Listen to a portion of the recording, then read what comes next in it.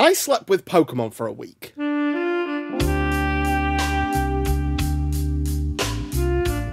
No, not like that, don't get things twisted, but this week I have been playing Pokemon Sleep pretty much non-stop, that is, when I've not been sleeping. And I have to say, it's probably the weirdest Pokemon game I've ever played. And I've played a lot of weird Pokemon games, like a strange amount of weird Pokemon games. So what actually is Pokemon Sleep? Because it might not be as simple as you first thought. It's not just about going to sleep and waking up to find new Pokemon. There's a surprising amount of very strange layers to it. Well, the aim is actually to fill up an entire sleep dex of Pokemon, in which you take photos of different Pokemon in different sleeping styles, which does also mean that multiple Pokemon have multiple styles, making this sleep dex considerably larger than a regular Pokédex. Each night you will go to sleep and wake up to find new Pokemon, but before you do so, you have to feed your Snorlax. That's right, this whole game is ruled by an ever-present Snorlax overlord, and it's as strange as it sounds. You'll have to feed him berries, new meals, incense, all to get Pokemon to come and sleep around him. As you feed him, he'll get bigger, level up, and more Pokemon will come and sleep around him. This will give you more chances to take photos of Pokemon in different styles, and is your way of actually attracting new Pokemon to your area. And then you come to the core loop of it, which of course requires you to be in bed to actually play the game.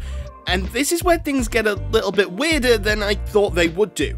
You see, the game requires you to actually track your sleep, which makes sense, and if you don't have the weirdly named Pokemon Go++, it's just getting ridiculous now, then you have to actually use your phone to record your sleep. And to do that, it wants you to put your phone on charge in bed, which to me seems like a fire hazard just waiting to happen, and I can't wait to see. Actually, that sounds a bit weird, I definitely can wait, but I'm expecting to see a headline at some point in the future that is, house burned down due to Pokemon phone sleep disaster, or something along those lines at least. Provided you survive the fire hazard, you'll then be provided with loads of different stats, some of which are surprisingly more complicated than you'd have imagined.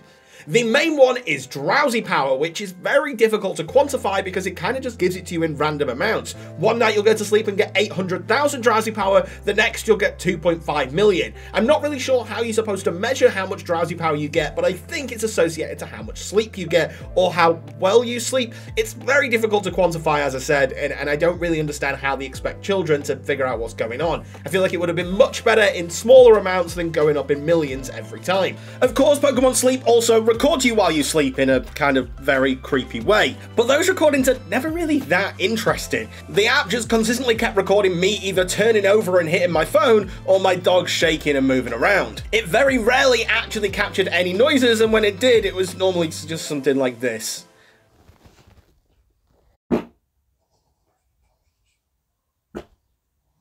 I can't believe I put some of this stuff on the internet. It of course tells you when you should be waking up, it can set alarms, and it gives you a pretty regiment schedule to do so. My biggest problem with it though is I love to use my phone before going to bed, and I know that's an incredibly unhealthy habit to have, but it's one that's relatively drilled into my schedule now, and having to turn off my phone before I go to bed, while probably good for me, was an absolute nightmare for my mental health for the week. The withdrawal I felt from it was kind of concerning, actually. I don't really want to dwell on that too much. But where do I stand, or lay down more specifically? Really, Pokemon Sleep just didn't grab me in the way that I wanted it to. In fact, this entire time, I was playing it and I just didn't really care. It almost felt like this superficial thing that I was trying to do to just capture more Pokemon, but there's tons of other ways to capture Pokemon in much more satisfying ways, even if you don't want to play an actual Pokemon game anymore on the Switch. It feels like I could be very easily playing Pokemon Go, getting way more satisfaction out of it, and just doing something a bit more interesting.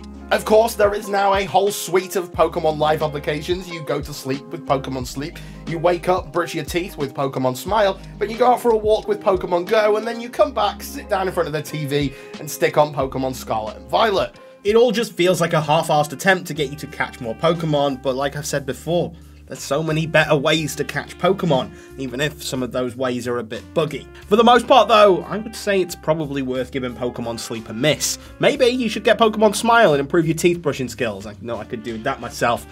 But for now, I would say Pokemon Sleep just isn't really worth your time, even if most of that time is spent sleeping.